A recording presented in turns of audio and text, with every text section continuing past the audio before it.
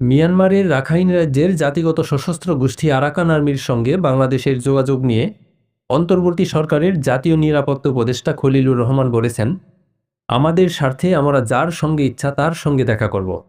কে কি বলল তাতে কিচ্ছু যায় আসে না। মঙ্গলবার ৬ মে পররাষ্ট্র মন্ত্রণালয়ে সাংবাদিকদের সঙ্গে আলাপকালে কথা বলেন নিরাপত্তা উপদেষ্টা খলিলুর রহমান। বলেন, আমরা সার্বভৌম রাষ্ট্র, আমাদের স্বার্থে আমরা যার সঙ্গে ইচ্ছা তার সঙ্গে দেখা করব। কে কি বলল তাতে কিছু যায় আসে না। আমরা একটা স্বাধীন পররাষ্ট্রনীতি প্রণয়ন করেছি এবং সেটা বাস্তবায়ন করছি।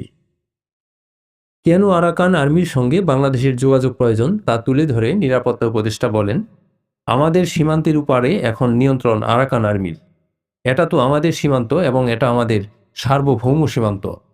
এই সীমান্ত আমাদেরকে ম্যানেজ করতে হবে ও শান্তিপূর্ণভাবে রক্ষা করতে হবে। এটা একটা ক্রস বর্ডার, এজন্য ওপারে যেই থাক তার সঙ্গে আমরা যোগাযোগ রাখব।